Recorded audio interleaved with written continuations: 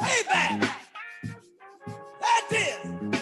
Good afternoon, Bahamas, and welcome to the Hit Back. I'm your host, Nahaja Black. It is a beautiful day here in the 242. Overcast skies, depending on where you are. I think it's raining where you are, as it's raining where I am. And let me just make sure I get some of my audio sorted out. So I hope that everyone is doing well. We're taking care of ourselves. Special guest today, special show today. I'm excited about the show that we're having today. I have with us none other than the illustrious, oftentimes some will consider controversial, some will say he's a fire starter, some will say that, hey, you just can't mess with him, he's, this is Pastor Mac, none other than the one and only Member of Parliament for Pineridge, Pastor Fredrick McAlpine. Pastor Mac, how are you? I'm okay, Naja, and it's a pleasure to be with you. As usual, you're always doing a good job and reaching a lot of people in our country, and you have become an effective voice and a needed voice in this crucial time. Oh, I like that, Pastor Mac. Effective and needed. Child, you're lotioning quite well. Hi. All right, so before we dive in, all right, just to give a synopsis of what happened, yesterday was a big news day, or yesterday afternoon, leading up into, well, of course, now what we know effectively as from no notice lockdown, Pastor Mac, to no lockdown at all required, right?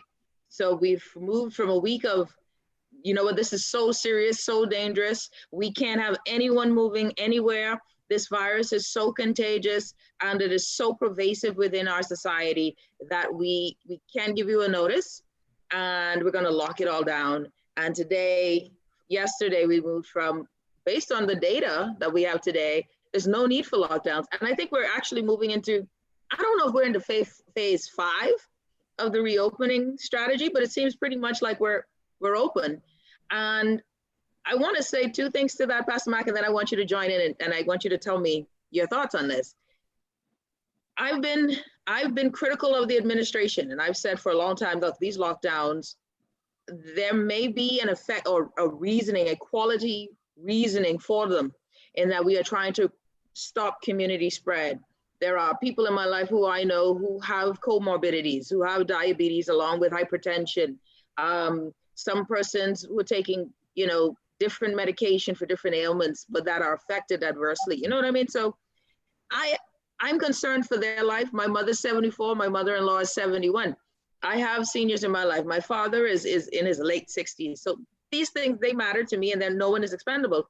But it didn't feel as if it was working and there was no strategic plan. So that based on what we were and have been doing, it would seem as if every time there's an outbreak, we would lock down. And that's not sustainable. But however, the Prime Minister did what I was hoping he would do to an extent, because we still don't know what the plan is. I feel like he just was like, the hell with y'all want it open, it's open. But he did open it up. And I think it's time now for businesses to mitigate. They will do what they need to do to work well in the society and to do as best as they can to run their business. So I'm not hating on the Prime Minister's speech. What I ended up walking away with, though, is that all we know for sure is that we're open. But I still don't know that economic plan soon come. I don't know. I wanted to get your thoughts on this whole thing, Pastor Mac. That has been my major problem from day one. There are people in this country who have not worked since March of this year, for the last 5 months. And that's pretty difficult. In addition to that, whereas I understood my problem was not so much the locking down, because I thought that Nassau had now reached a point of community spread. The problem that people are having with Prime Minister and his decision is his inability to promote equality and equity. For instance, you shut down some businesses, but then you allow others to be open. For Grand Bahama, we had a spread. You locked us down. Nassau, 21/7, smaller in size, greater community spread is now up. My point is, PM should have at least gave the country warning or the island warning. You got 2 days and then I'm gonna lock you down. He just decided to lock you down. He then changes his mind and says, under pressure, whatever it was, you're no longer locked down. So what does that mean? Was the data wrong in the first place? Was there a plan? Because I kept on saying, as you've been saying, and many people with just common sense are saying, listen, this is not sustainable. Everything is closed, everything is locked down. So I understand you trying to preserve life, but also we have to look at livelihood. If I can't feed myself, have a roof over my head, some people see that as, well, I might as well be non-existent. So again, the government has not done a good job, and not just now with COVID, but they've not done a good job of showing the country that they can walk and chew gum at the same time. And it's unfortunate because, again, I would have thought, Naja, again, like I said, he seemed to be equitable in the way he passes these decisions. Bahamian Brewery shut down. Commonwealth Brewery is open. Kentucky closed, open. Wendy's open. Bamboo Shack closed. Yep. Okay. Awaki shops closed. So it's a sense of this lockdown has basically destroyed and weakened the middle class of our society. And to an extent, it has even hurt those who have been influential and affluent economically because they've not been able to do what they need to do to sustain their businesses and various practices, to include medical, lawyers, bankers. It's just been a disaster. And I'm trying to figure out, as you being one of the economists who studied economics, I'm trying to figure out how in the world we're going to get out of this in the short order. There is no way, because people were paying, well, they haven't, but because they can't afford it, but people were being charged rent on buildings that weren't being used. Yep. And so you're asking people to pay people who were not working. If you're just tuning in, Pastor Freddie McAlpine here with us on the Hit Back with Nahaja Black. Of course, as you all know, the show is expected to be fire today because Pastor Mac, when he's on the air, he doesn't hold back. He never does, as he represents very strongly Pine Ridge. So we have a lot to talk about today, Pastor Mac, and I'm glad that we came out of the gate with that introduction. Here is one of the things that, you know, sitting here in New Providence and knowing that you're in Grand Bahama has had its own challenges with COVID-19.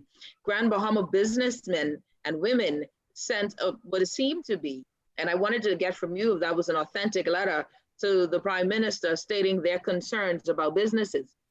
Because when I read it, and then of course finding out yesterday that we will have no lockdowns, I wondered how much that influenced his decision, because immediately we saw a letter from the OPM with announcing the reopening of Grand Bahama right thereafter.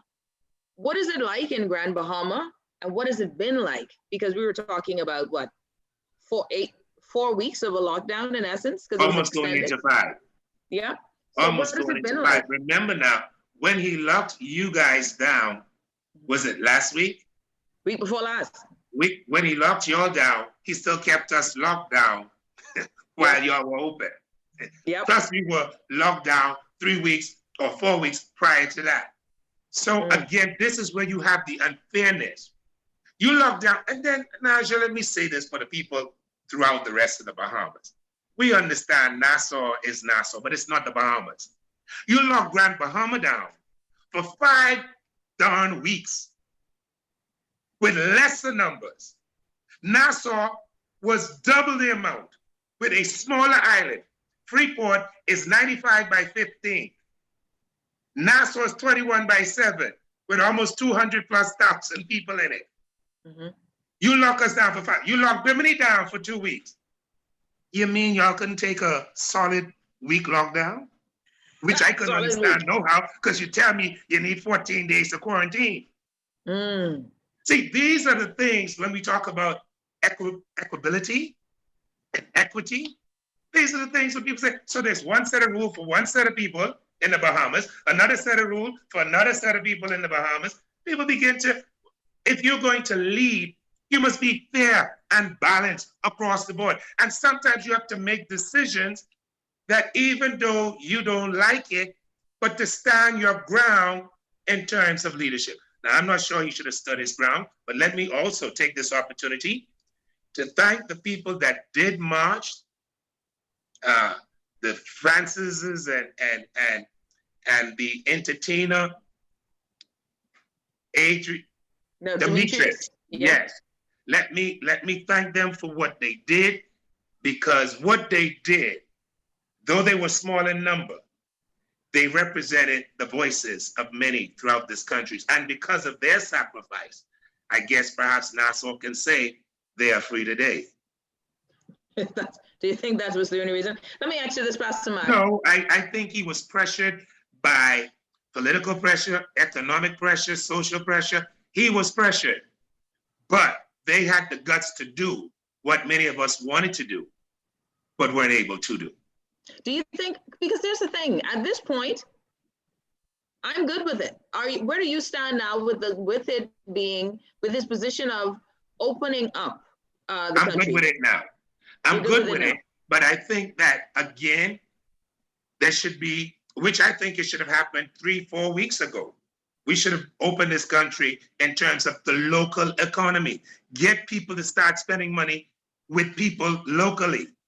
I'm good with it in a sense, because we just need to make sure that our people practice social distancing, wearing their masks in public, and following the protocols.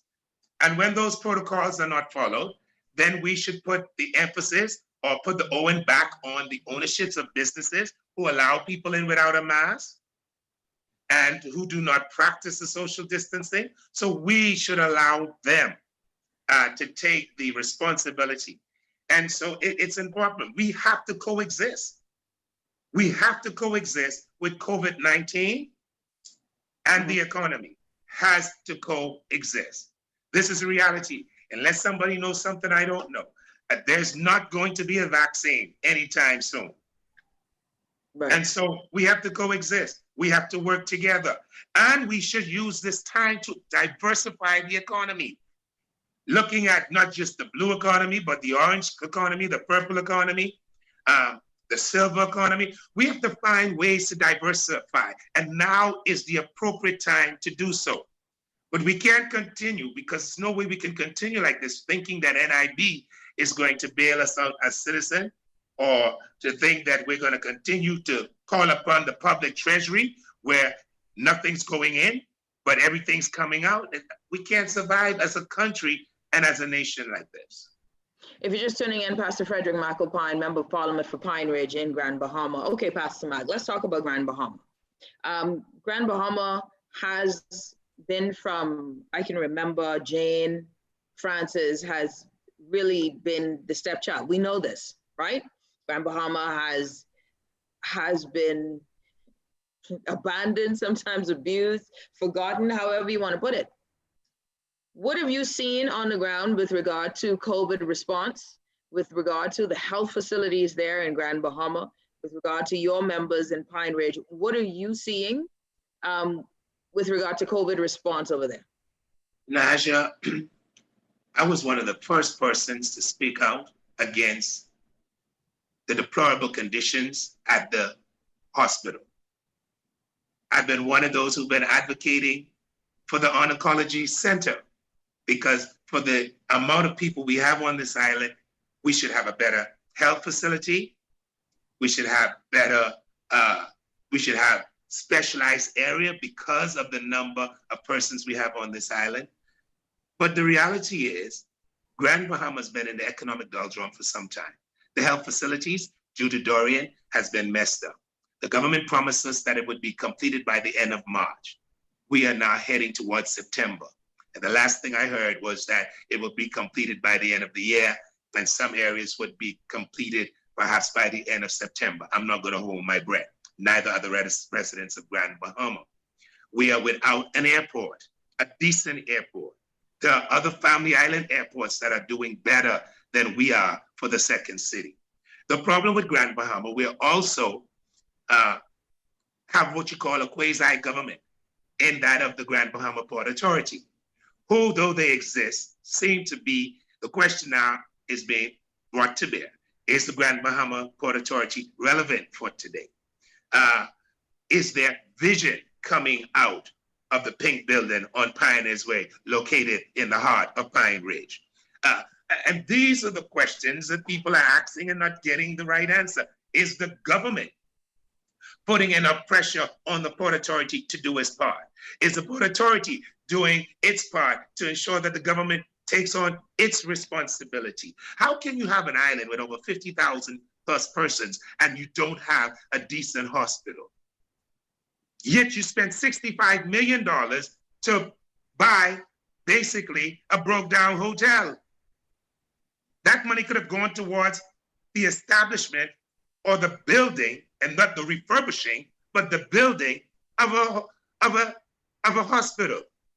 So I believe Grand Bahama has had bad decisions made, very bad decisions. And as a result, Dorian and COVID-19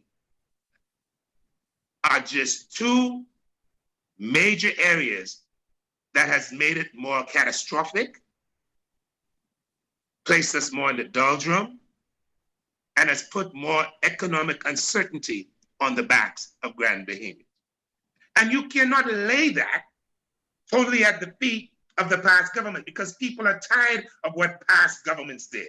Let's call it for what it is. We have a present government. And the question is, what have they done to make life better for the people in Grand Bahama? And the response would be very dismal. Let's forget the politics and the party colors. The reality is Grand Bahama is worse off now today than it's ever been. I can hear the argument, but you had Doreen, but we had Francis and Jane too. Mm-hmm. We had COVID. Yeah, but you are refurbishing a hospital in a hurricane season where it has always been known to have flooded. So what has been a challenge, Pastor Mark, in your estimation of why the hospital has taken so long to be built?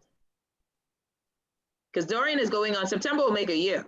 Yeah. September 3rd will make a year. And the question to that is, I can only conclude, and I hate to say it, but it can only be concluded, who's responsible for building the hospital and making sure that it is refurbished? Ministry of Works, government of the Bahamas, The Ministry of Health. Ministry of Works, yeah. So the Ministry of Health is responsible. It's been in their package. They told me it would be completed by March. It has not been completed. So I have to then conclude, is it poor management? Is it that those who are in authority in Grand Bahama not putting enough fire under the contractors? That you have our patients and healthcare workers working in dilapidated buildings and this dilapidated environment, and the government is renting all kinds of buildings to accommodate. So you don't know where to go to for the hospital. Because you want to go to one part. Yeah, because you go to the hospital for one thing and then they tell you, no, go down to Sunrise Medical. You go down to the hospital and they say, no, but go over to the Cancer Society or Association building. That's where we have some other people. And so it's become confusing. Do we still have the tents? Do we still have the tents from Samaritan Spurs? Yes, as far as I know, the tents are still up. The tents are still up. It's just unbearable. It's not what Grand Bahama's used to, and the water is still salty. The water's still salty, so we haven't even resolved that. And many buildings are still abandoned. In a year. And many times the grass looks like it's growing taller than the people who walk the streets. The holes in the ground are unbearable. Grand Bahama looks like a ghetto. There was a time when I could have eaten off the ground in Grand Bahama. Well, how long ago was that, Pastor Mac? How long ago was that? 30 years ago. But when you blink your eyes and think about it, that's not very long for you and I. Well, I mean, 30 years ago, it wasn't these guys. So 30 years ago, that's a mouthful. That says a lot. That says a hell of a lot. Because, and I want to springboard off of that, because today's politician even though they may be modernistic in appearance, they think they got it, but Do they you really think they got think it the again. same? Do they think the same? No, no, because I don't care what you say. How is it that the other people, the Penland group, the Ingram group, and I'm talking 90s up to 97 now. Mm-hmm. How is it that these people didn't have much internets and didn't have all of this Zoom and didn't have all of this WhatsApp and Facebook, but they got more done with less, and we got more and can't get as much done? So are you saying outrightly? Let me ask you, because you know, Pastor Mark, one of the things that people will say, listen, Pastor Mark, you're still a part of the party. You have not become independent. And you've said on my show, you've said other places, you're not moving, right? Until I'm ready to, or until I'm led to. Oh, right. We are looking at this now, and you've made your statements known about the quality of leadership. Are you chalking up the lack of mobility or the regression of Grand Bahama directly to the leader of the country? Or are you saying that this is I'm chalking it up to the leadership. It just can't, Grand Bahama is not going to end with just the prime minister. The buck stops at him. But I got to also put in that Peter Turnquest, Kwesi Thompson, Michael Pintar, Iram Lewis, Pakeisha Edgecombe, Fred McAlpine. We're all responsible. Jasmine Darius. We're all responsible. Whether we should have put pressure on the government to bear to do more and to understand that Grand Bahama has been one of the backbones of the Free National Movement, its governance in this country. And we deserve more, and we should have gotten more. How do you expect it? Okay, so because this is where I stand with you, and then at the same time, because I have some people text me, say, well, okay, but what is Pastor Mac complaining about at this point? What is his concern? Doesn't he feel as if the Prime Minister is in this instant, showing some form of humility, making adjustments? Are you? Oh, no, I'm not complaining, and let's get it clear for those who are texting. I'm not complaining about the shutdown or the opening as what the Prime Minister did.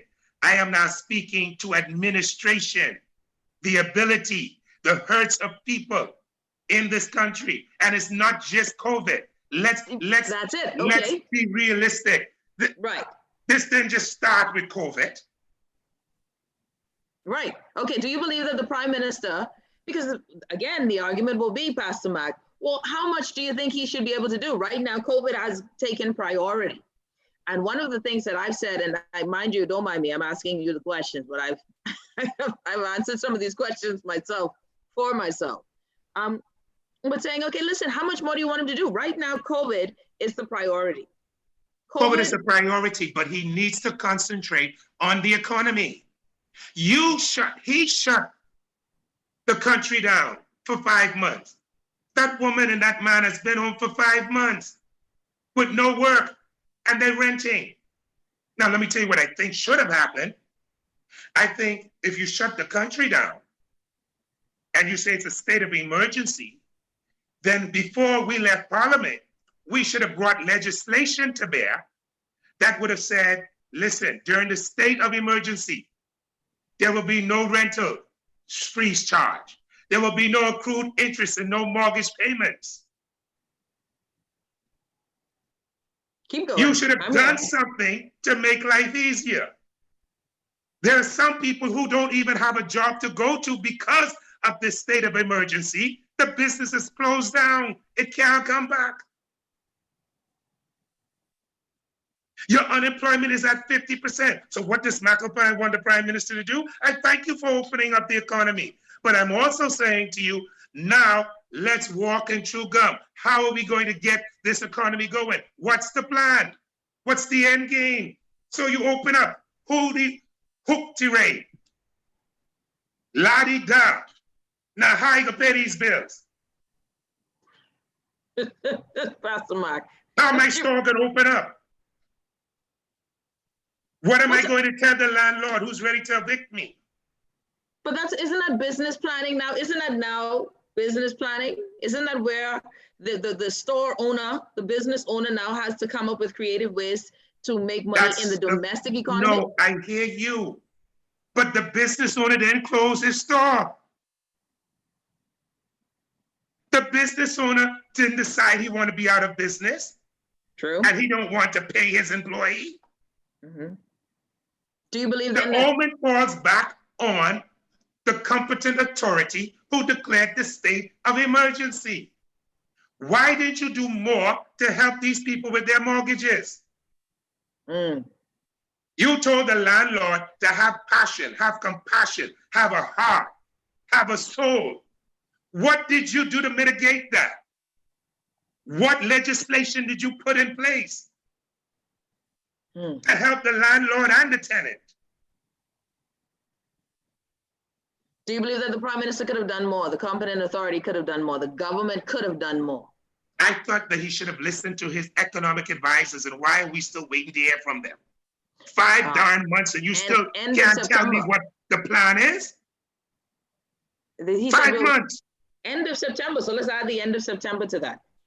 Well, we say, mind you, and this economic group was in power before, or established before COVID-19.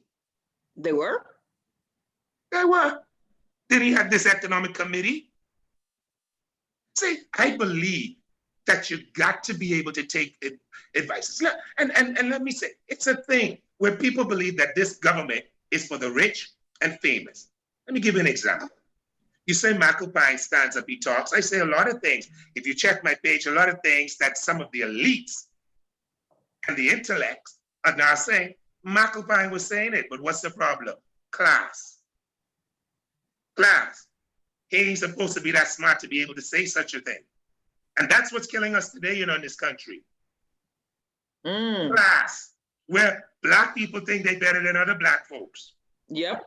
And those Black folks only made it off of the back of the same Black folks who they think they're better than.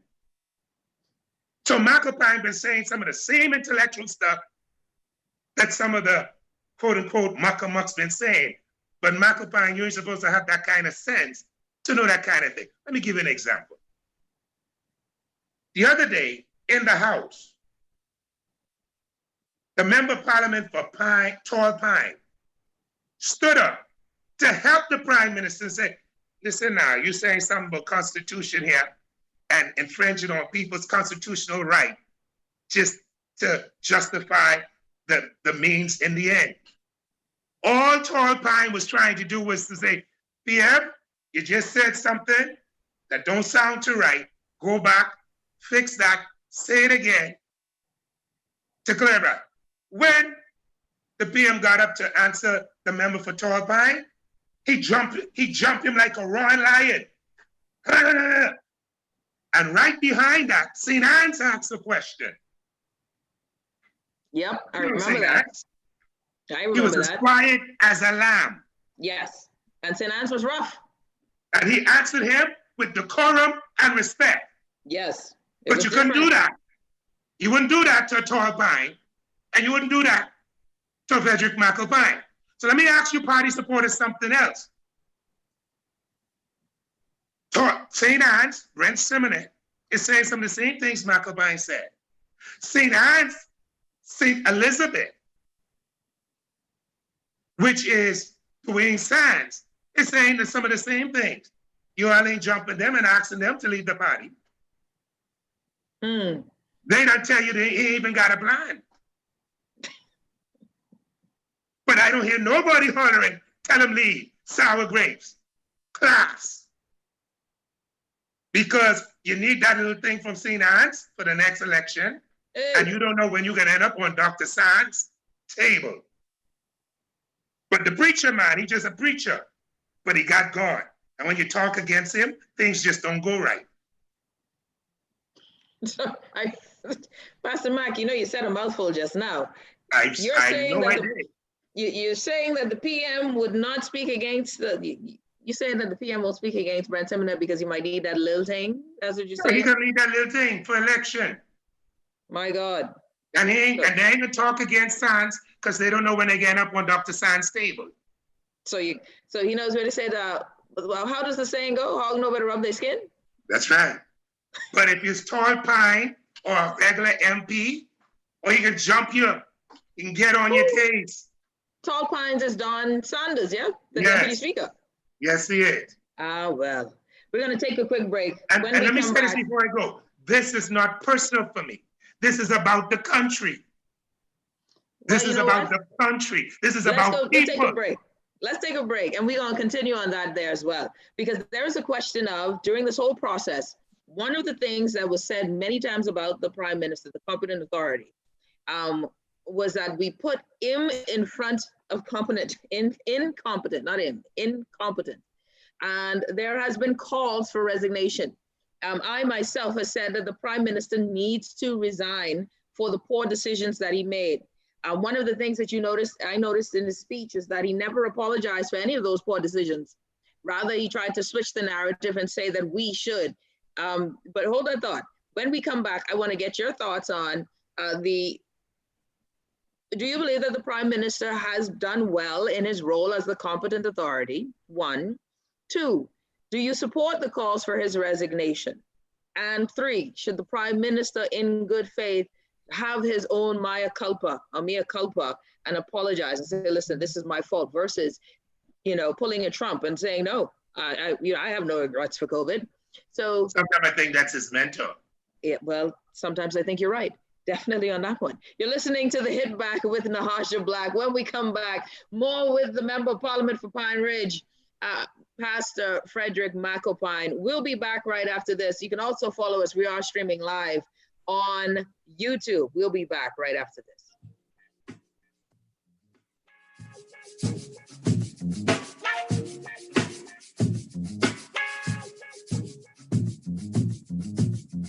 It's the beginning of the hurricane season, and Fidelity Bank is giving you one less thing to worry about. We're not able to control a storm or its path, but we can prepare for it as much as possible. With every debt consolidation loan, Fidelity is giving away fully loaded hurricane kits valued at $200 with all the hurricane essentials you'll need to weather the unexpected storms of life. It's that easy. Sign up for a debt consolidation loan, open an ASUS savings or fixed deposit, and walk away with a free hurricane kit. At Fidelity, we're committed to helping you through these difficult times. Fidelity, we're good for you.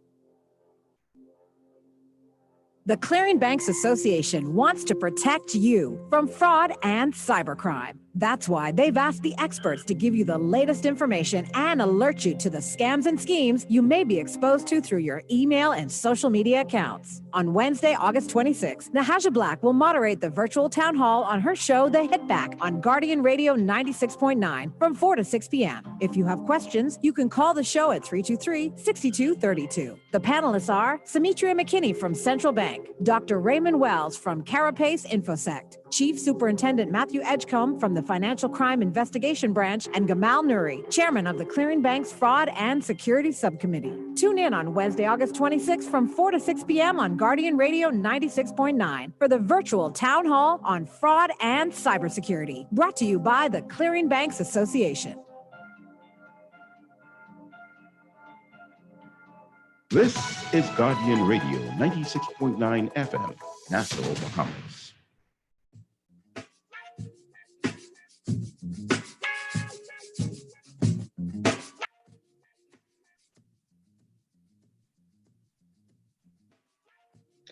And we're back. You're listening to the Hit Back with Natasha Black, everyone. I hope you're having a great day. Feel free to give us a text if you wish. Says Mrs. Black, your guest sits right there while billions of our natural resources left the country, and he has the nerve to talk about Freeport. That's a whole other story. We're going to talk about that too, about natural resources and your thoughts on that in Grand Bahama. I'm in charge of natural resources, eh? Yeah, sorry?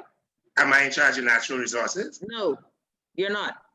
So, so I'm one of the persons who have been speaking up and speaking out against it. But let's go back to your question. Let's go back to the questions because we're going to come back to natural resources in Grand Bahama for sure. All right. So first question out of the gate. Do you believe that the Prime Minister has done his job well as the competent authority in your estimation? Let me say this. When it comes to the competent authority, and again, I hear a lot of people calling for this, but I call for this in the House and I call for it on my page. Did I not say to people that the competent authority should not be one person, but it should be a minimum of 3 and a maximum of 5? I've said that publicly. The competent authority, you know, it's juxtaposed because let me say this to you. The country is divided. I hear it should be we. You're saying we. You stood up in the House and told the leader of the opposition he'd make a bad prime minister, and it's a good thing he's not prime minister at this time as COVID. Then you turn around and say, let's work together. How do you do that? Some of the very fuel in this country of division has been promoted, and instigated by the competent authority. You want to say we, but you've not been including. And then what you do, you pimp slap us. People like myself who don't always agree with you, and opposition, you pimp slap us and then you say, let's work together. So I kick you in the behind, Naja, left my foot in your behind, and I want you to turn around and thank me for doing so publicly, and the public can see that I left my foot up your behind. That kind of politics ain't gonna work in the 21st century no more. You ain't gonna tell us that the sky black, and we can say, yes, master. Them days long gone. Do you think the competent authority, I guess, has done the best he could, but he would have done far better had he included other persons, because he's only one man. Do you think at this point, if you're just tuning in, Pastor Fredrick McAlpine, Member of Parliament for Pineridge in Grand Bahama, there has been calls for the Prime Minister's resignation, right? And I think today, the way Bahamians feel toward him has changed slightly. In that he's made an about face, even though those who are paying attention will say, okay, well, where is that next level plan? But at this point, I'm okay. I'm good with about the move. face Now, for what? Because you have been closed down for 5 months. About face for what? It's time you open up the local economy. So then, what has he done? So this is nothing that we should be, Listen, no, what y'all should be talking about, not him opening the country. What's the plan? How are you going to stimulate the economy? How are you going to generate funds? Tourism is not going to see the days it saw immediately before COVID-19. How are we going to feed ourselves? How are we going to generate income? How are the Bahamian people going to pay taxes if they're not working? Listen, let me get this across to you and your listeners. This isn't nothing personal for me, You know why y'all think it's personal? I'm really saying in a nutshell, what's the damn vision for the country? Where there is no vision, the people perish. What's the vision? What's the end game? Resignation? The people can deal with that before or in 2022. So you're thinking he ain't going nowhere. The Prime Minister isn't going anywhere. So I'm not even going to debate that, because I'm telling you, he's not going anywhere. He's not going to resign. He's not going to resign, and there's not going to be a vote of no confidence for the Prime Minister. Do you see that even in... Based on all of that, which you have concluded, based on our prognosis, the question now remains, with practically what, 1.5 years to go? What is the goal? What's the vision? Now is the time to bring the stakeholders to the table. do you see, you're sitting in the House of Assembly. You're sitting in the House of Assembly. Well, noted that you've probably been, I don't know if you've ever been on the inside of any of this, They of your kicked me out party's a long wranglings. time from the day I voted against back. Well, before that, Pastor Mark, were you in? Were you in the know? Not No. really. I got news for you too. Some of them who think they in, they ain't in. And I get far out, I get right in the cabinet. So, Because if a you lot can of them lock the think country down and the members of your cabinet don't know about it, that tell you they just as in as I am. You know, the story was that when the lockdown was announced, there was a very heated meeting, a meeting that night of and into the next morning that moved for him to, you know, relax these protocols and actually say, we're not going to do the 7-day lockdown. Do you know if that was the case, that ministers were I saying don't they're know going if to that was resign? the case, but I know what your mama said. Your mama something like my mama, pressure burst pipe. So, and I think that what is happening here, Pastor Mac, okay, here's what I'm thinking. That with all that is, because I am where you are, where I'm like, where is the vision? Where's the plan? You know, where's the vision? Where's the strategy for the next step in moving forward? I find myself today though, Pastor Mac, and that's why I'm glad you're here.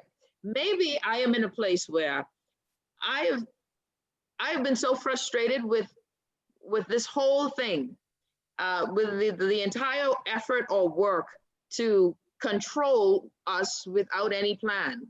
And the fact that they released, let go of the controls, let go of these breakers on us. The fact that they have no plan was what I always expected. I never expected them to have a plan at this point. I was just so frustrated with them. No, you happy we holding stopped us playing hostage. dictatorship. That's all. Right, holding us hostage without any strategy. Yes, So and without any data, without any information to legitimize it. Yesterday, Dr. Del Regis came, and again, you heard information and said, now that makes sense. See, and this might be the fault too of the PM. You make statements without giving any reason. Now, yesterday, one of the most things that made me shake my head and say, now that makes sense. When he told the story of 150 people going to Crooked Island or Acklands, then we see the justification for you doing what you do. But when you don't tell people why you're doing what you do in a democracy, you leave them to assume. And don't get mad with them when they make a judgment based on you not telling them what the case ought to have been. I got a text here saying Nahaja, Minister Lewis was on the news showing the progress of the hospital and the interiors are only, I think, near completion. I can't tell, that word was yeah, the word probably it's incomplete. Yeah. Historical facts will note that Grand Bahama thrived in the day due to foreigners. Those many tall buildings in Grand Bahama didn't get here by Bahamian dollars. Someone says, good afternoon. Nothing said of church openings. And so folks are still concerned about church openings there. I think churches open. Churches are now open. But with the protocol of the Bahamas Christian Council, and I guess with the same protocols that they had prior to the shutdown, I guess, prior to July 1. Yeah. Whatever those standards were. Listen, Nash, I need people to understand. That's a room for confusion too, right? Yes, I need people to understand. This is nothing personal. Yes, listen, the government gave out vouchers. We're happy for the vouchers. Then what? What happens when we can no longer get a voucher? You pay out the 13 weeks, then what? When the 13 weeks are done and the job or the business doesn't open? What about those empty hotels? What about the people at Atlantis, Bahama, Albany,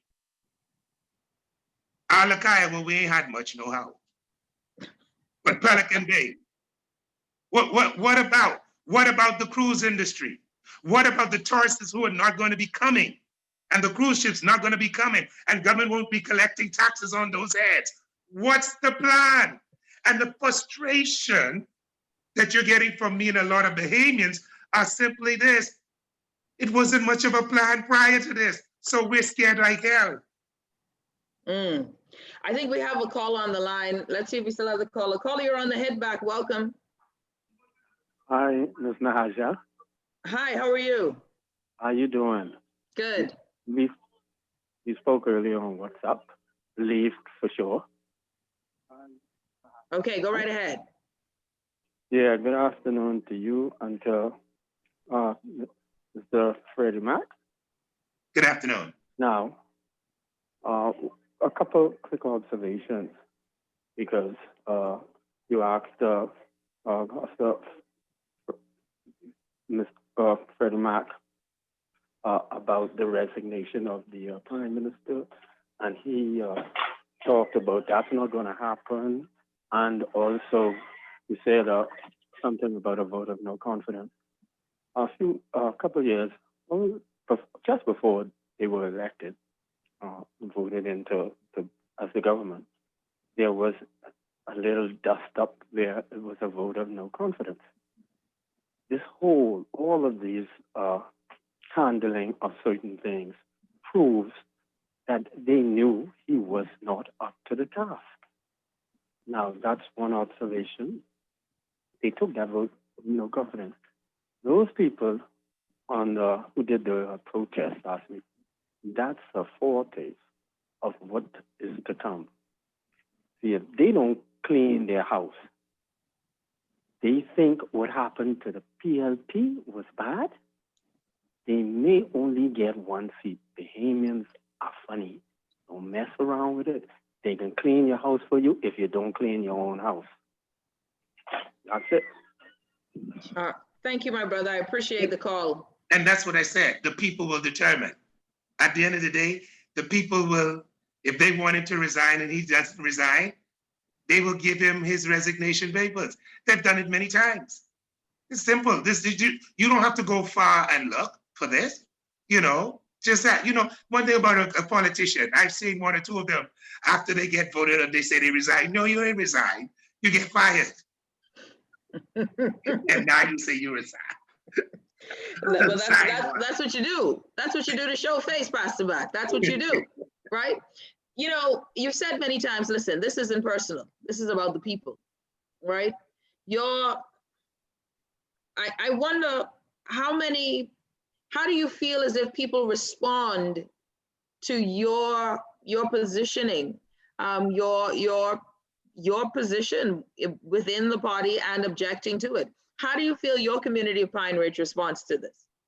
I've been very much supported, not just by Pineridge, Naja, but by the Grand Bahama community and by extension, the Bahamas. The first time you heard anybody speaking up about the hospital was Mac, the airport, the conditions of the civil servants. I've always been there for the people. I voted against that. I told you it wasn't right to put the post office in a sitting cabinet minister's business. I stood up to the many issues. I spoke out against Oban. I spoke out against the sale of the hotel. I've always been on the side of the people. It was Prime Minister Minnis who opened the door to the party for me to be here. But it was the people who placed me here. He could open the doors all he wanted. If the people didn't vote me in, he couldn't do it by himself. I'm here to represent the people, not the wishes of an individual or a party, the people. And if the party wants to go left and the people say, let's go right, I think members of parliament should listen to the people and say to the party, follow the people, not the people follow the party. Do you think that there is a way for the Prime Minister in 18 odd months to regain the trust of the Bahamian people? Is there a way? He would have to do some things that would have to cause him to swallow his pride. And that being the case, it probably would be difficult.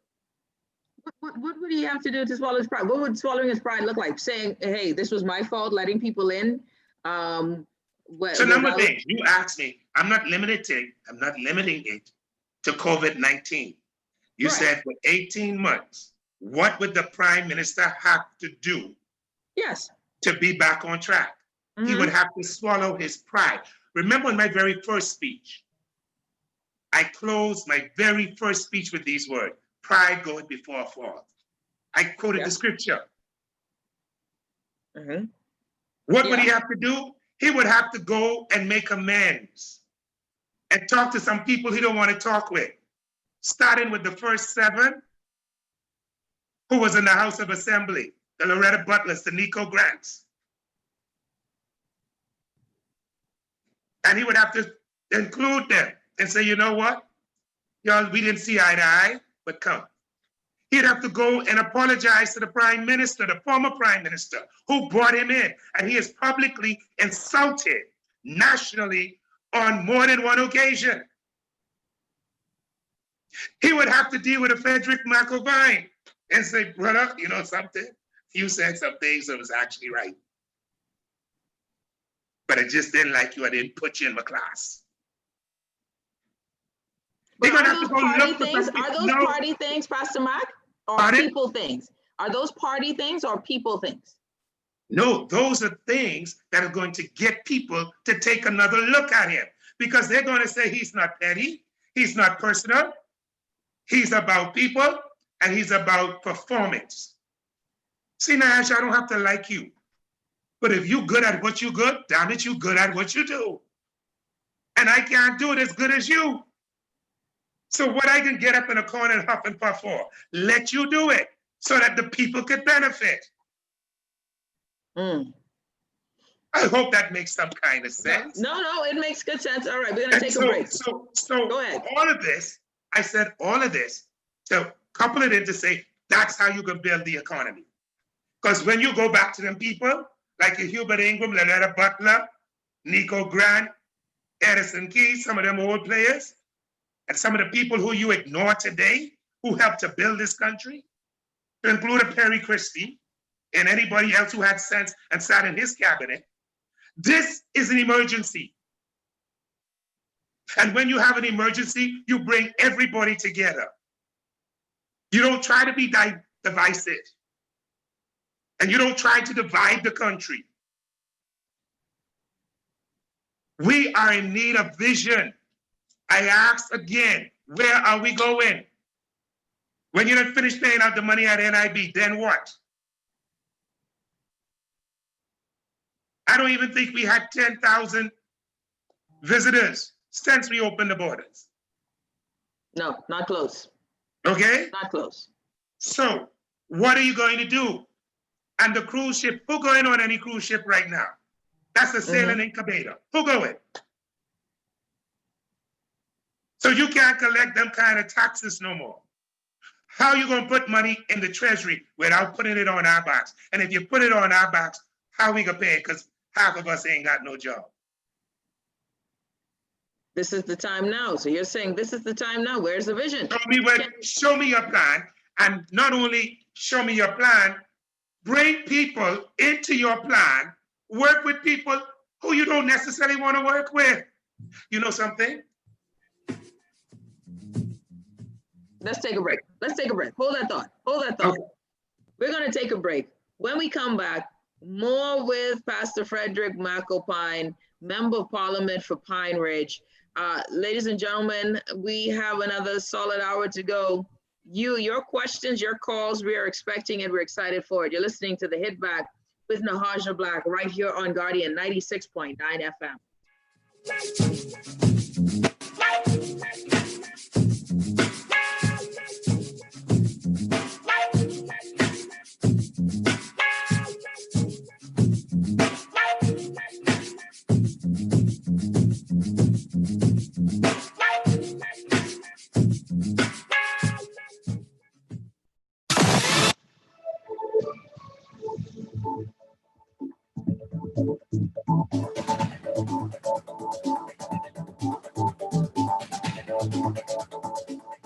You're listening to Headline News on the Hour over the Guardian News Network. Good afternoon, everyone. I'm Julian Gray. Here's what our news team is working on.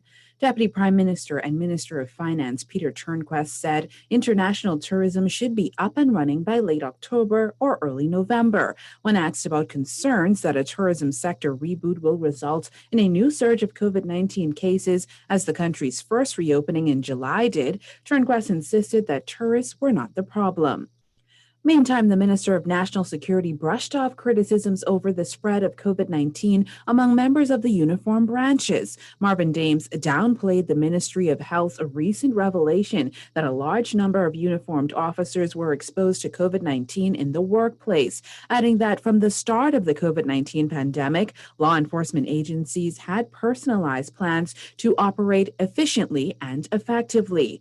While the Chamber of Commerce is applauding the new relaxed restrictions, CEO Jeffrey Beckles says he was glad to see the Prime Minister listen to most of the recommendations. Beckles, however, added that Bahamians must take some sort of responsibility as well, as he doesn't wish to see any backward movement. And the public also largely supported the Prime Minister's move to ease restrictions. Some believed the move was long overdue, adding that government needed to strike a balance with ensuring safety protocols were adhered to and the economy was still able to thrive. That's what our news team is working on at this hour. I'm Julian Gray. Do stay tuned as AP News is up next.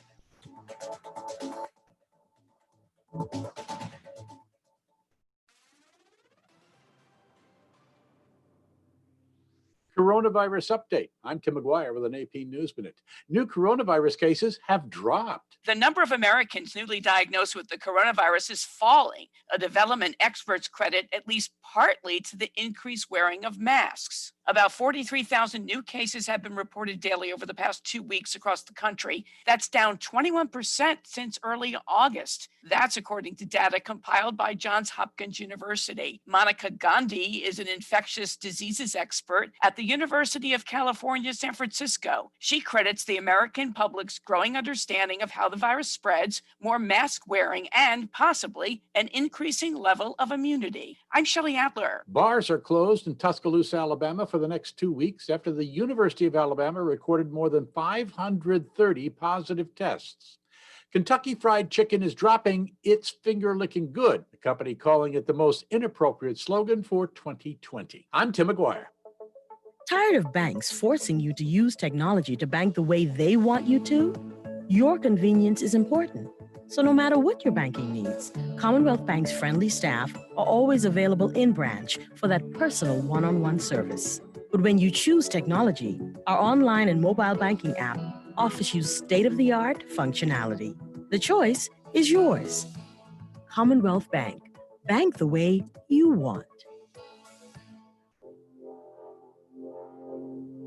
The Clearing Banks Association wants to protect you from fraud and cybercrime. That's why they've asked the experts to give you the latest information and alert you to the scams and schemes you may be exposed to through your email and social media accounts. On Wednesday, August 26th, Nahaja Black will moderate the virtual town hall on her show, The Hit Back, on Guardian Radio 96.9 from 4 to 6 p.m. If you have questions, you can call the show at 323-6232. The panelists are Symmetria McKinney from Central Bank, Dr. Raymond Wells from Carapace Infosect, Chief Superintendent Matthew Edgecombe from the Financial Crime Investigation Branch, and Gamal Nuri, Chairman of the Clearing Bank's Fraud and Security Subcommittee. Tune in on Wednesday, August 26th from 4 to 6 p.m. on Guardian Radio 96.9 for the virtual town hall on fraud and cybersecurity, brought to you by the Clearing Banks Association.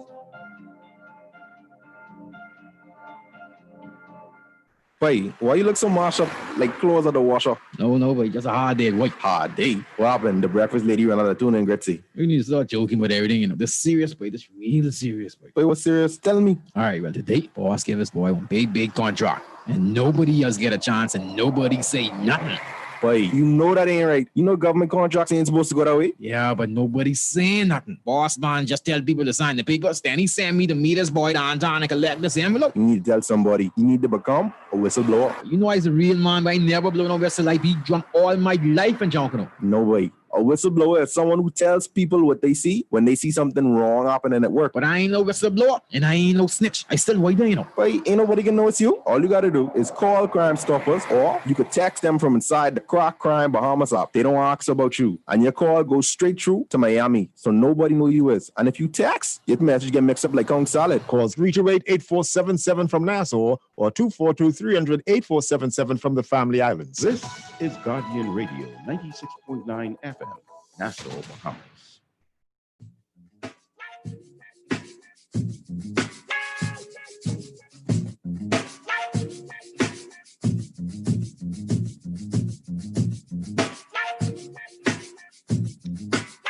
Good afternoon. We're back. You're listening to the Hit Back with Nahaja Black, special guest, Pastor Fredrick McAlpine, Member of Parliament for Pineridge. All right, Pastor Mac, I've got tons of texts, and I need to double check to see if I have any calls on the line. Before you go to that, Naja, Yep. I just want to say this. Let me just take an opportunity. I want to give my condolences to all of those persons and families who's passed as a result of COVID-19. I also want to take this opportunity to let those persons who are ill with this virus that I'm praying for them, including the leader of Our Majesty's loyal opposition, Philip Brave Davis, Senator, the Honorable Michael Darville, and the Honorable Hank Johnson. You're in my prayers. And I just wanted to say that before you go any further. I had one or two more things I wanted to share with you before you go to some of your texts. I just want to say this. And that's this. If I were Prime Minister today. Good, because one of the questions, many of the questions is, what is your plan, Pastor Mac? Okay. So I'm glad. See, now I'm not going to give them all my plan, but if I were Prime Minister today, I would tell you this is what I would do. I would first of all get all the critical stakeholders of the Bahamian economy together in one room. PLP, F&M, UBP, DNA, independent, critical persons who have a stake in the Bahamian economy. But those were, what you listed just now were critical parties. They weren't No. necessarily the I stakeholders. said regardless of those persons being aligned, because sometimes you don't want to invite the person. So when I say critical, stakeholders, I don't care if they're UBP, political affiliation, PLP, DNA, if they have any thing to do with the Bahamian economy, get them together, get them in one room. Secondly, governments aren't supposed to be all and have all when it comes to the economy, but they're supposed to create opportunities for economies to flourish. There's something called the day economy and the night economy. We need to now find out how we're going to get things moving among ourselves. And then capital infrastructure. You know tourism is your main to do. Clean your house. This is a good time to fix up what you need to fix up. Get people fixing these government buildings. Get the brothers working. Get the mothers selling the lunch. All of this can help with the economy. Fix your place up so that when you are ready to go again, certain things are in place. So put the Bahamians to work, start spending money in the economy so people can start spending money with the economy. And then look at your family island. This is an ideal time for us to be looking more so at agriculture in a very more poignant way. Then we got to also be looking at beyond the agriculture, light manufacturing. And then we got to get into the economic side of things and commercial side of things via the internet, e-commerce. Now, these up to this day, up to this very day, the Bahamas still don't have a national data bank. Why? Why every darn place I go to the government, I got to give the same information over and over and over, and all y'all got a computer sitting in front of y'all? Very good point. That part is a very good point. So why not get people out on the streets and say, you know, now we're working on our national data. You're putting people to work. People would rather work to get this money rather than you just giving them this money, you know. And I agree with you. I think most of us would agree with you on that, Pastor Mark. That most babies want to work to earn it. They don't want to stand on the lines. But, so I want you to know, I have ideas, but I know the country we live in. Give you the ideas, and then what? But some will argue, give it to that. If this is about people and the country, I'm giving it to them, but they ain't gonna do nothing. You know why they ain't gonna do nothing? Because we don't have the political will. But what does it matter if you have the idea and you not just the idea, but the plan and the strategy to execute the idea? If it is about people, this is what will be argued. If it's about people, then give the idea with the strategy. You give the idea, but Naja, you give the idea. But here's the reality. And this is why we have so much flaw. Without vision, the people perish. You got an idea. I heard the idea from you. And instead of me calling you to bring this vision to pass, I decide to take the vision that the Lord gave you and think I can execute it myself. And then you try to figure out why it ain't working. Very true. Because very true. In politics, they will take your idea and not include you in getting it done. And if they don't include the vision in, how the vision can come to pass? How can it come to pass? But do we believe that if the idea was designed and given to you by God, that He won't still let you execute it? Yeah, but not through other people, because sometimes other people you're not listening.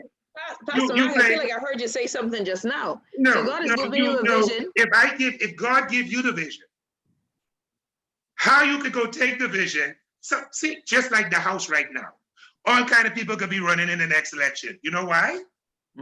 Because some people in the House they think shouldn't be there. And you know what they sit back saying? Oh, well, child, if they could do that, I could do that too. No. When it comes to leadership, political, spiritual, or otherwise, many are called, but few are chosen. So you're going to go do it because you think Naja did it. And you think you're smarter than Naja, and it should be you and not Naja. Okay, go do it then. Pastor Mark, I wanted to split my screen so you could see me when I ask this question. What does it sound? It sounds like are you running for or leading a party this coming election? Are you a chosen vessel? And do you have the ideas with strategy and the vision? Is what you're saying here? Because what I'm getting from you is you can't give the vision to someone else. You can't give your ideas to someone else who isn't called to have it or carry it. So are you saying that you're the visionaire?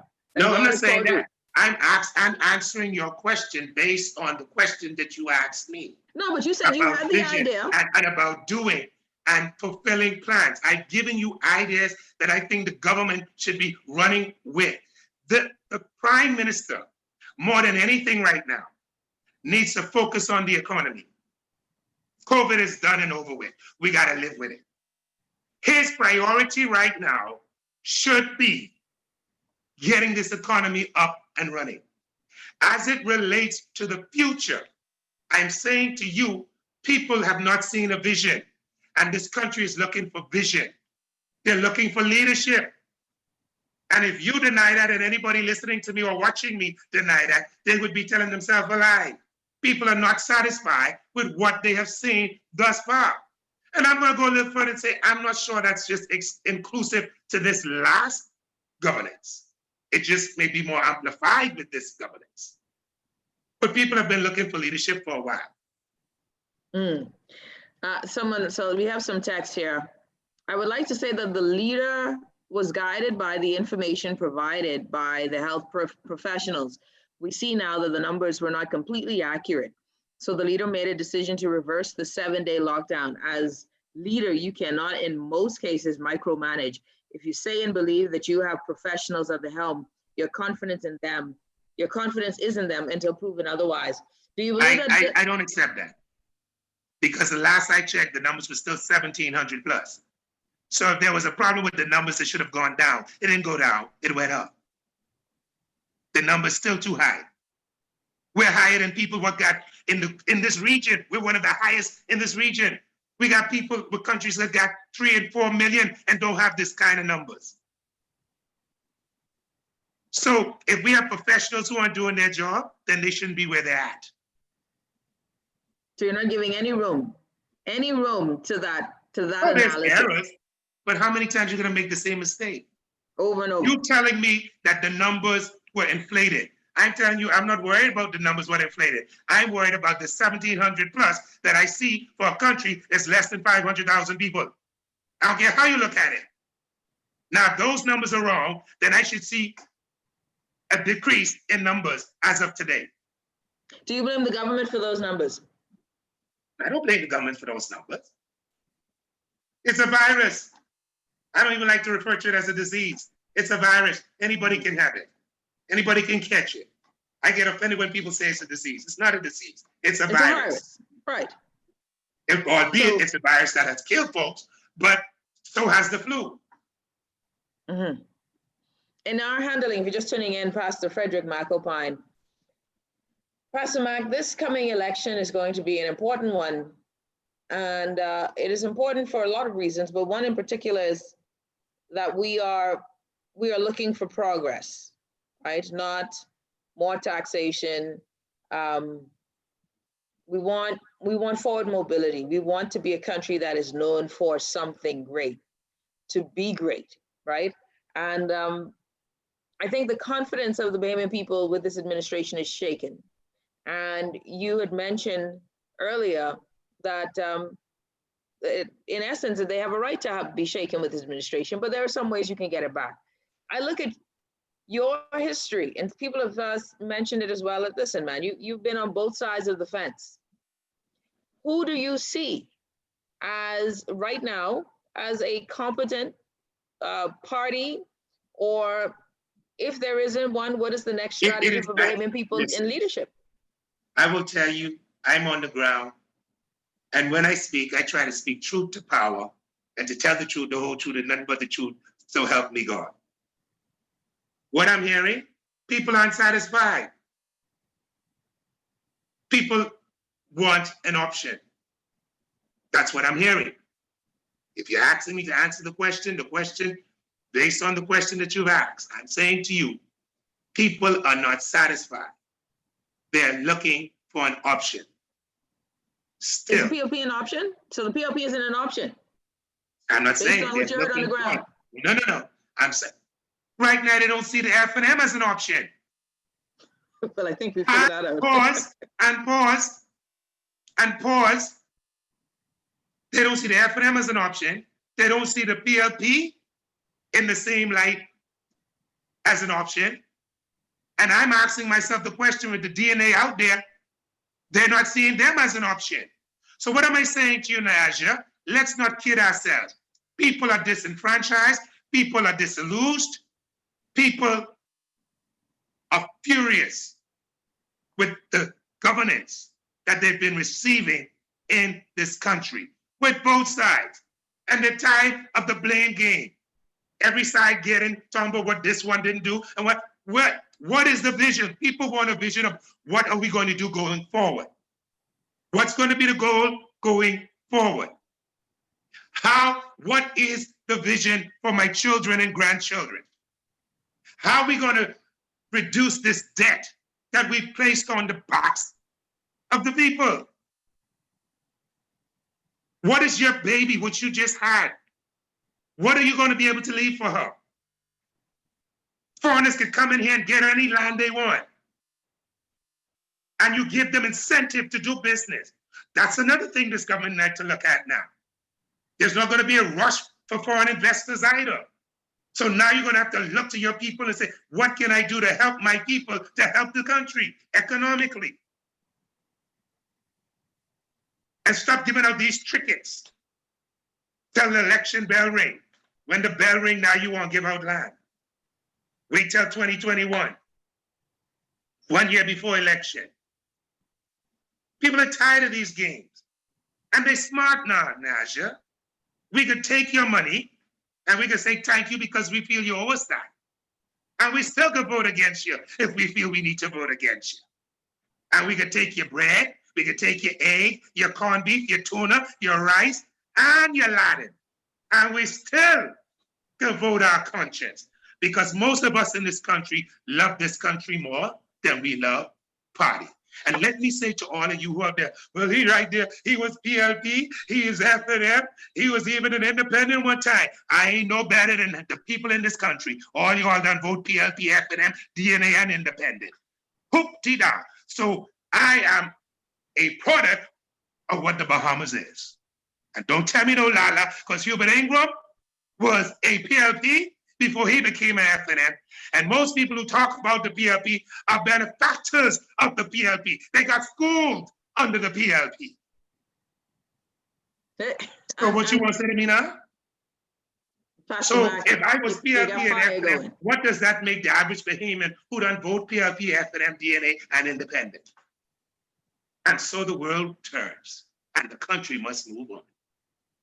Listen, people change their mind. People want progress. And they do not see progression right now coming from either parties. You know, I'm looking at the comments on YouTube, and someone says, well, Pastor Mac, you're a true patriot, a patriotic Bahamian. It says, someone give you a cookie. Someone give this man a cookie, right? Because you're speaking truth to power. Because, you know, I sit here, Pastor Mac, and today I'm with you. Today, you and I agree on something at the very beginning of the show. I have no problem with the Prime Minister's reversal in the lockdowns, because there was no plan or no true vision or strategy. We would have just had this continual loop of lockdowns. Every time there was an outbreak, there would be a lockdown. But there was something stated even by the former Minister of Health, where the cure could be worse than the disease, right? Worse than the virus, this supposed cure of lockdown. So we both understand, we both are standing in that position that the PM's vote, this reversal, was a good reversal. It will help to get businesses open. But you brought a great point in, okay, but those businesses still won't take into account the thousands of jobs, the 17,000 jobs, or 20,000 that are hotel-based that are closed, cruise ship-based that are not non-functioning. So we need a real plan and a real strategy. With that said, we are walking into, you know, the height of the hurricane season again. We are going to be a year in on the 3rd of September of Dorian. And I'm still, to me, it hit me that in a week or so, we'll be a year in. A year in. And COVID-19 and its effects we could have seen coming from January. We failed to prepare in March other than start to shut things down. We're here in, what month is this now? August, September. The end of August, going into September. And we still don't know how our children are going to go to school. Right. So we're not good at planning, forecasting, none of those things. But if we were just taking in Dorian, because September is always the heightened month. And this virtual education stuff isn't working. Because plenty children in the inner community don't have internet service. The Minister of Education said he will loan them tablets. Loan them tablets, and then how they get online? How they can get online? Tell me how, where I used to visit my grandmother, how the people in Bell Ground Corner and McCullough Corner and Hay Street and Peter Street, how they can get online. I'm sure we're going to work on a deal with the phone companies and get free data. But the deal should have already been worked out. School opens in September. See, this is what I'm talking about, Naja. This is why you hear people all around the place saying, it ain't making no sense. Tablet for what? And some people, let me tell you now, some people don't care what tablet you give them. They need a teacher in a classroom. That's the reality. You know what I'm doing right now? I have a diploma school. We're putting up plexiglass. Plexiglass between the teachers and the students? Between the desks? How you we got to do that because some people need a classroom. And you think that should be a strategy? Right here, we should have some real concrete strategies for students in class. Listen, you don't talk about you're going to leave them to be online, to follow the teacher online. Stay right there thinking that's what they're doing. Okay, Mama, leave them right there. They class A, online A. Okay then. Let's see how that go work. It didn't work before school closed, but anyhow, let's see how it can work when school open. See, Very these good are the point. kind of things, and I don't mean to laugh, Naja, but the reality is, people got us for joke, man. Come on, let's. And some of this don't call for no rocket science, GCE, just basic common sense. Child, put your mask on. Get the teachers prepared. Put the plexiglass or plastic around the desk. Do what you got to do, but get the children in school. One crew come in from 8 to 1. Another crew come in from 2 to 5. Do something. But this virtual sugar honey iced tea ain't gonna work for everybody. Unless you live out the West and the East. Yep. Unless you got some form of system But that I can want work to for you. remind the government, every family island got students too. So what are you saying? Family Islanders need that same sort of attention. Yes. Yes. Everybody is not good at no tablet. They need the teacher to be there to instruct them, to show them. Well, I can tell you, well, that's something that is very much known even for adults. Some people work better with in-class situations than versus online. I learn better in class than I will online. I get easily distracted. And I agree that some people, we have to get to the point where home education is going to become prevalent. I understand that. But everybody can't be homeschooled. Some people need to go to school. And then listen. And then we got parents. Listen, and no disrespect, my fellow Bahamians. But then we got parents who need to go to school. So how they can teach the children when they themselves don't know? Come on, man, y'all better wake up and smell the coffee. That's right. I'm in a real world, and I live in a real Bahamas, in a real country. But hold on, the Bahamas is a real place then, Pastor Mac? Very much so. It just has some unrealistic leaders. Oh. Ouch. Ouch. You throwing stones with fire on it, Pastor Mac. All right, someone says a leader is supposed to challenge the numbers ordinarily. The PM is forever reminding us that he's supposed to be a qualified doctor. This should mean that he should have a better understanding of numbers, the science behind this health challenge. Worse, wasn't he Minister of Health in the Ingram administration, so he should have a greater grasp of the situation? No, and I'm it's a going to say question. this. Wait, let me finish this. No, it's a question of the ability to lead. What do we think Ingram or Pinlan would have done? Let me say this too, and I'm being realistic. When the PM stepped in as acting Minister of Health, people expected more. Yes. We didn't get it. Yes. And we felt that the person who was almost like the mother in the room that nurtured us during this time, Dr. Del Regis, when we heard she was gone, it's like, it just haven't been the same. Yeah. But what did you think of the new Minister of Health? The new Minister of Health and his appointment. What did you think of that? There's a time and place for everything. This was not the time or place for that. And I can leave that right there. Hold on, what was not the time and place for? What is that? That ministry appointment. There's a time and place for everything. That was not the time nor the place. You need a doctor or a health professional at the helm when you have a national pandemic. Period, full stop. So the Prime Minister, as far as I'm concerned, should have still been acting. Because he's the only doctor left in the room. And if you couldn't give me a doctor, you should have brought me a healthcare professional. This is not a time to place an engineer in the health department. when he should be in the Ministry of Works, the engineer department. Let's take a quick break.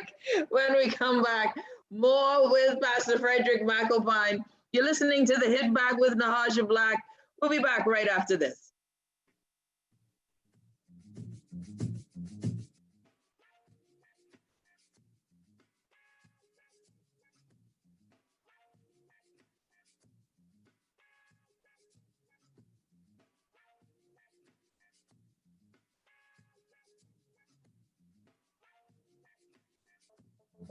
Tired of banks forcing you to use technology to bank the way they want you to? Your convenience is important. So no matter what your banking needs, Commonwealth Bank's friendly staff are always available in branch for that personal one-on-one service. But when you choose technology, our online and mobile banking app offers you state-of-the-art functionality. The choice is yours. Commonwealth Bank. Bank the way you want.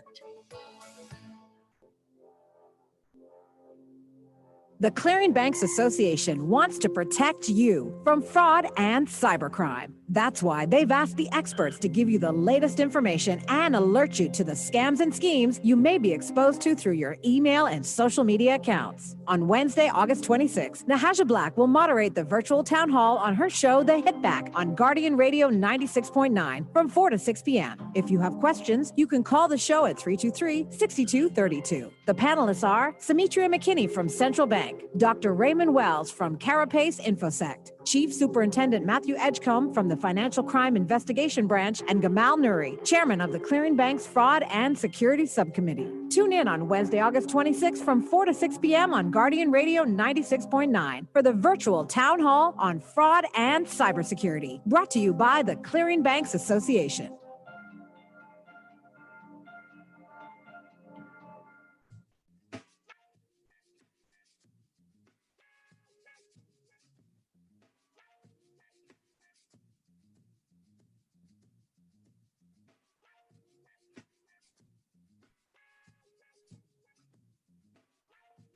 And we're back. You're listening to the Hit Back with Nahaja Black. Listen, you can feel free to give us a call at 323-6232 or 325-4316 or 325-4259. We've got some more texts and I want to get here. We have Member of Parliament for Pineridge, the one and only Pastor Fredrick McAlpine, who's joined us today on the show. Pastor Mac has definitely not spared any commentary. Someone says, boy, my cousin don't play. Another person says he did not answer if he has a party. Are you forming a party on your own, Pastor Mac? I'm not forming at this time, but I'm open to suggestions and I'm open to whatever the Lord will would be. I want to see a better Bahamas. I want to see a better country. I want to see better leadership coming out of Parliament. And if that takes the formation of a party or an old party, fine. I just want to see progress. And I want to see the Bahamian people. We need some economic power for the average man. And we need to get rid of this classism that has divided us in this country. Someone says... So I'm open to anything and everything that will help produce a better Commonwealth of the Bahamas. I like that you said that you're open to everything. I think that's important because I think folks are hearing you, Pastor Mac, and I think they're wondering, you know, does Pastor Mac, is he up to something? Is something going down? People are looking for options here. But we have a caller on the line. Caller, you're on the Hit Back. Welcome. Hi, hello? Caller, you're on the air. Yes, how you doing today? I'm doing well, and you? Wonderful, and you're great guest there. I just want to ask him one question though. Democracy is an honorable enterprise, and it's very wonderful people gather together for a common good. I just would like to know why would Michael Pintard, Dwayne Sands, Fredrick McAlpine, and Brent Simmons remain in an organization that is corrupt and a government that is failing? I'll hang up and listen. Thank you so much. Great question. Well, I'm going to tell you as for me. I can't speak for nobody else. I can speak for me. I would have done all I can, the best I can, until I can. And when I can no longer can, I will kick the can. When you no longer can. So you're saying that you're in this right now, Pastor Mac, because you believe that you can still be effective and help the party? But I am. I'm a voice within. And when the time comes, I may not always remain that way, but I'm just not going to pick up and leave right now. It doesn't mean I won't leave. I'm in, but I'm not in. But people would have known Mark tried his best. I was the first one to tell him, wasn't it me that told them, Naja, from the House of Parliament, they're a quicksand government? And every time they make an announcement, that's a wiggle. And every time they wiggle, they will sink. Right. So, okay. No, you did. And folks, I'm telling you, based on the text that I'm getting, right? And then their texts, I find it fascinating. My text line is far more critical of you than my YouTube link commenters, but I think that's interesting, right? Here is the thing, Pastor Mac. Fredrick McAlpine here, Member of Parliament for Pineridge, on the air with us. And you can also follow us via YouTube. We're streaming live on YouTube. Type in Nahaja Black on YouTube, subscribe, share, and if any part you missed, then you can always watch it again.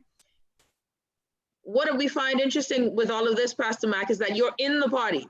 You haven't left. We've seen your cohorts, such as Reese Chipman and Vaughn Miller, have decided to become independent, right? Travis Robinson, who also voted with you when the four of you were considered the rebels, he has found himself back in the bosom of the party. He has been reinstated back into his position, even in a time when we were considered, draining and hemorrhaging money, but we gave Travis a brand new and a check that many Bahamians wish that check what Travis got, not watching his money, is about 4 Bahamians check. I'm just saying on average, that's just the type of, but we ain't got no money and we going in debt. And there's no tourism right now, but we need a new junior minister. But I digress, because that don't make no kind of sense. Anyways, so you say you're in the party though, Pastor Mac. You're in the party, and you believe, because many say that you're critical. You're overly critical, and any way you can dig at the party, that's what you're doing. But you see it as you're helping, that you are being constructive as a backbencher, and staying in is your, I'm staying there duty. to magnify and to say the things that needs to be said as a member of the party. But I'm going to be honest with you. There are many people in the party that feel the same way McAlpine feels. The people who really build the FNM, they're no longer around. And let me go a little further. Out of 10 people that voted for the FNM, 7 of them no longer know where they're at with the FNM. Only 7? 7 out of 10. 7 out of every 10. They're emotionally detached. They're mentally detached. They're disappointed. They're embarrassed. So why should I leave? For some of them, I'm their folk hero. Timing is everything. Why should I leave? We got another year and what? How many to go? Who tell you all of them gonna be there? Listen, when I started, it was just me one. Very true. You got several now. Yep. And nobody asking them to leave. That's true. Nobody's asking. I heard a statement was made by the former minister of health about the lack of plan and planning. They asked him to leave. You see how these contracted people feel? They gotta tell me leave, because they have to tell me to leave, because their bread and butter has been Hubert Minutes from they got in. Some of them can't read and write, but nevertheless, they making money more than they could ever make in their lifetime. I hope they save it. And that includes some in the house too. Some in the house can't read and write. Oh, I can't say that, but some in the house too. I hope they saving that money, because they never see the kind of money they see it, except now. I hope they enjoy it. They'll never see this lifestyle again. So that's all. So long, bye-bye. That almost would be the team. And many of them choose minutes and money over country and conviction and people.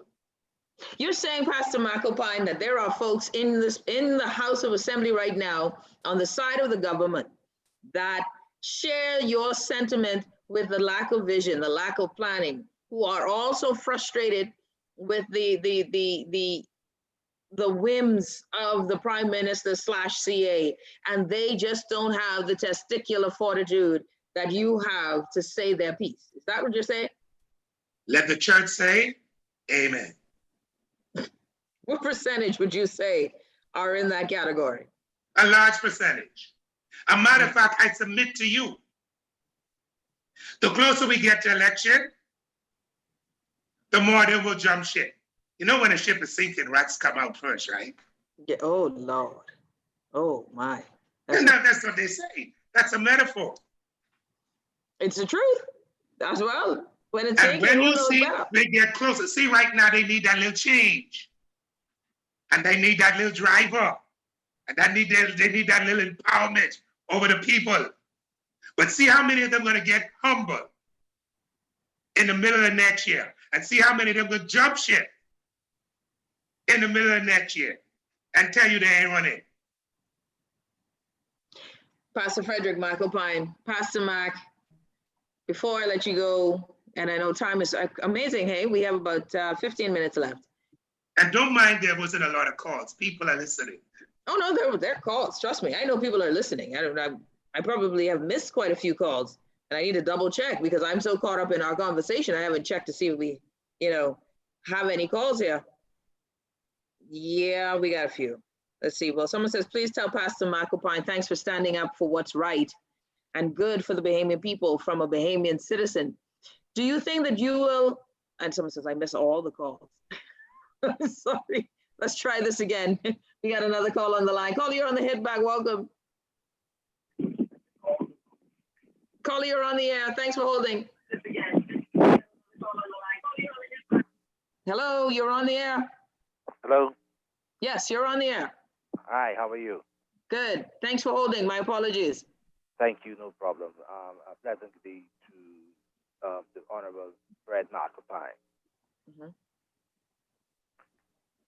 Hello.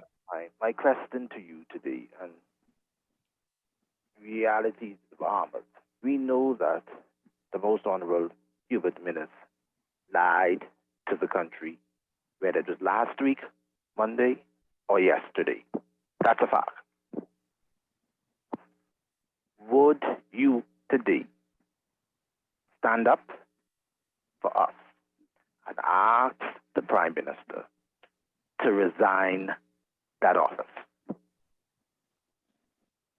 Good question. Thank you, caller. That's a good question. I can't ask him to resign for COVID. Not just for COVID. No, we'd have to go way back, all the way back to Obama. So too little, too late. I'm not going to get into this question of asking the Prime Minister to resign.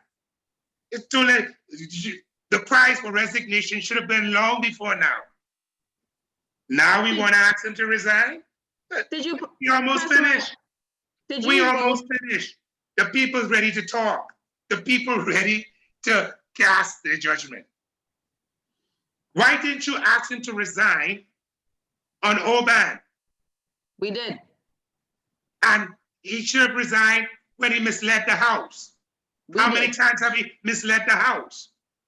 Mm-hmm. Why not when he decided that it wasn't a conflict to put the post office in a sitting cabinet's business? Mm. And the list goes on. We got a caller. Let's get this caller right here.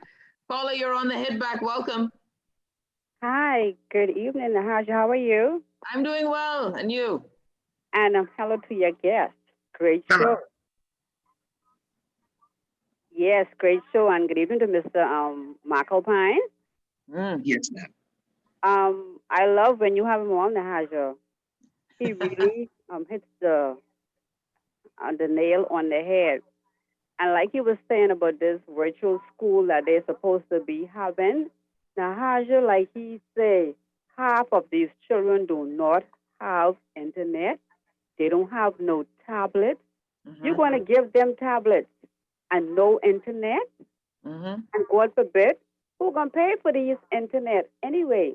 Most of these parents ain't working to pay for no internet. Now, That's right. They can buy food, they can pay for internet. That's right. Like he said, they need to be in a classroom. Now, they need to figure out how are they going to go about it, putting the kids within the classroom. How are they going to divide them, or how are the teacher going to be in class with it? Because some children need the teacher in the class. Now, how you know, if you leave these children unattended, they Lord ain't have got mercy. no work. Most of them ain't going to do it. Yep. No, they ain't. Now, how it's like you mine leave won't. it, you have to mind the cheese. You know you eat that cheese for something you get back. Hello? Yes. So the minister them need to come up with a plan how they is going to do it. Giving them tablets, that's dumb. And no internet. How am I supposed to use this tablet and I don't even have internet? And who got paid for the internet? That's another thing. Hello? No, you're right. And the government ain't giving you the money to pay for these things. No So voucher, they need no to figure out nothing. how they can get these kids in school. They need to come up with a plan. Mr. McAlpine is right. It's like Thank you you, ma'am. putting the cart before the horse. Thank you, ma'am. You need to get the internet first, and then you can get the tablet and figure out now who's going to pay for this internet. Hello? But I still say they need to be in class. Great show, Nahalja. Thank you. Thank you. Appreciate the call. Pastor Max, someone says, what is the plan to feed ourselves? Have you, as you sit inside the House of Assembly, what do you think about our plan to feed ourselves? Do we have a Every plan? island should be designated to grow something specifically. Elutra pineapple. And not to just grow the pineapple and send it to the States and for me to come back and pay for it in a doll's can.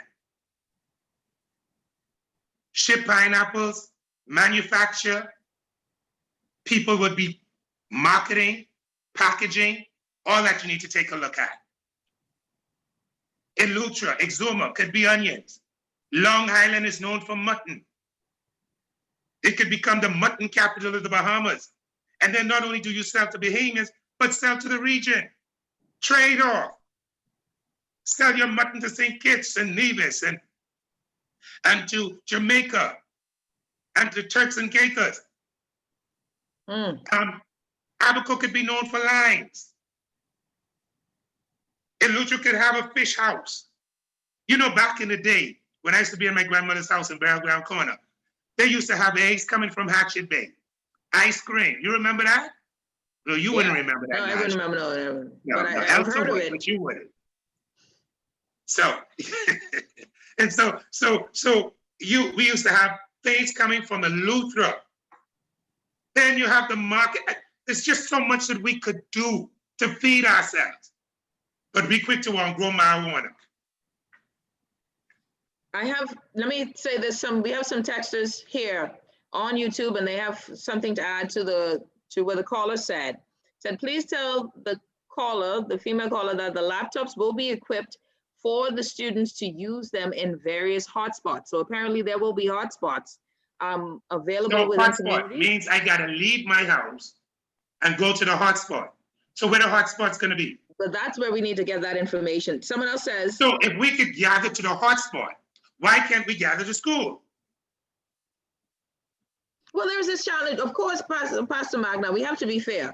If I understand the gathering to school, I personally would love to see that we get our kids back into school, because I do know that there are people who learn visually. They're very tactile. They need to be in the space with the teacher. But there are a lot of parents who are concerned with the spread of COVID and bringing it home to their elderly parents. And I know that this is what the government is trying to deal with and mitigate, to not rush and open schools so quickly. So that there must be a strategic plan for that. Obviously, that this is the best one that they could come up with, because it is But it definitely needs today work. is the 25th of August. Yeah.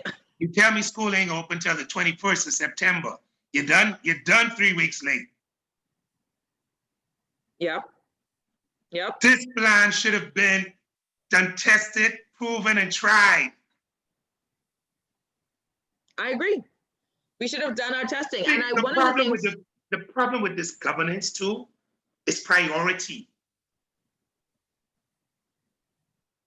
Priority. Just like the other day, I thought this was crazy. I can't go to church because you're scared of COVID. But then you turn around during hurricane season and open up the same church as a shelter and tell the people come to the church to shelter.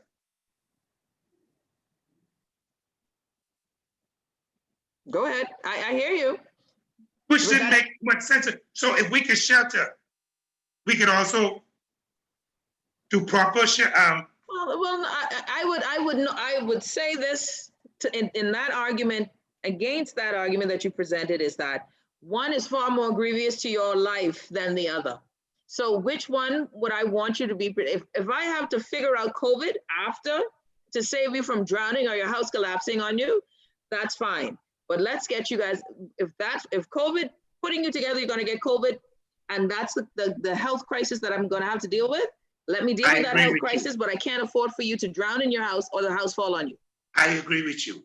So that's a decision making. So you now told me we produce a legislation called mandatory evacuation. Yet you build no shelter for the people to evacuate you. That's so true. And some of the same churches, maybe not there, but some of the same churches that they're sending the people to need to be fixed up itself. They got issues. We still trying to figure out Ragged Island. One of the things that's the worst situation here with this administration is that they move at a snail's pace.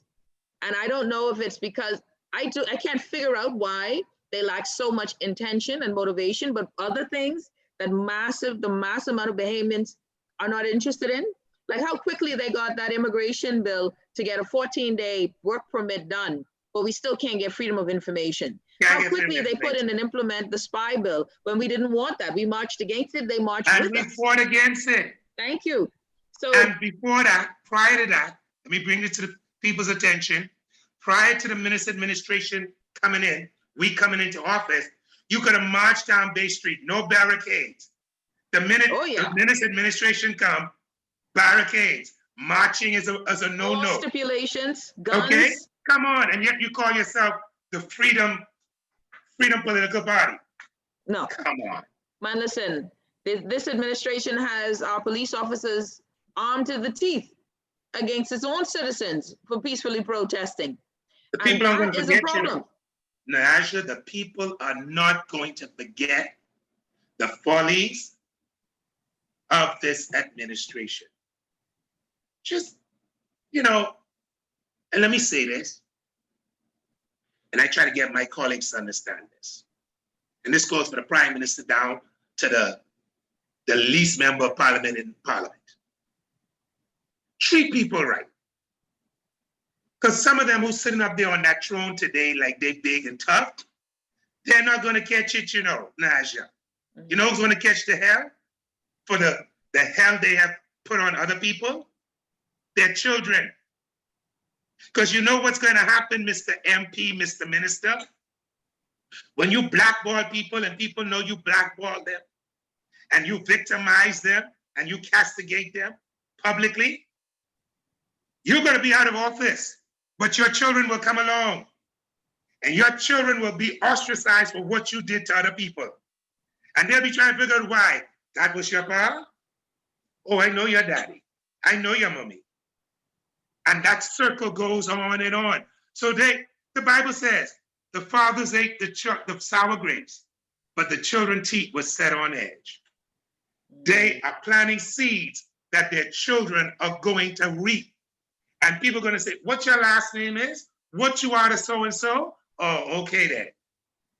Why are you doing this to me? Your pa kicked my pa. Your pa spit on my grandpa. And therefore, I can't get your grandpa, so I got to get you.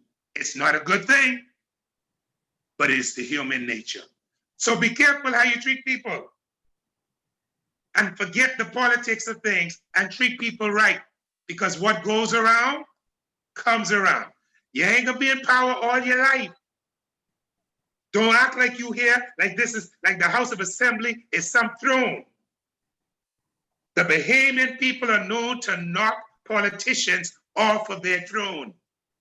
And when you get knocked off, they pass you on the street next day like they don't know you. Pastor Fredrick McAlpine in studio. Pastor Mac, one of the main things folks are saying is that you should leave the party. That's what folks are saying. So And you can tell the folks for me, and I will tell them. I will leave when I'm ready to leave and when I'm led to leave. But I ain't gonna let nobody make me leave, because it's just like how we was in school. We could tell you, there, let's demonstrate. And then when you go on Bay Street, not a soul behind you. I leave when I'm ready to leave. And when I leave with God in me, because 1 plus God is the majority. What I gotta leave for? I'm a Bahamian. I'm a Bahamian, and I have a right to be a part of any organization. That's the question. Are you an F&M? I'm an F&M in name, and I guess philosophically or politically. But I know not this F&M. The Hubert Ingram F&M I knew. The Lyndon Pinland PLP I knew. This F&M, I don't know. This is not the F&M of our forefathers, of the Kendall, G.L. Isaac, and Cecil Wallace Whitfield, Janet Boswick. No, this ain't there. The late Teresa Moxie, this ain't their F&M. Jimmy Shepard, this ain't their F&M.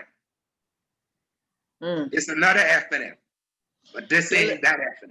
You're listening to the Hit Back with Nahaja Black. Listen, everyone, Pastor Fredrick McAlpine from Pine Ridge, Grand Bahama, representing Pine Ridge from Grand Bahama, joining us today. Pastor Mac, it's always fun to have you on the show. Thank you. It's always a pleasure. Always a thank pleasure. you so much for having me. And I just want to say, if we're going to do this together, Mr. Prime Minister, then let's do it together. And together means inclusive of everyone, regardless of their political persuasion and academic qualification. All right, Peace everyone. out. God bless the Commonwealth of the Bahamas. Thank you, Pastor Mac. Everyone, tomorrow, special show tomorrow, we will be having a town hall, a virtual town hall on cyber fraud. We've been having a lot of Bahamians have been finding themselves struggling with cyber fraud. Anyways, we'll see you tomorrow. You're listening to the Hit Back with Nahaja Black on Guardian 96.9 FM. Take care, Pastor Mac. Everyone, take care. Bye-bye.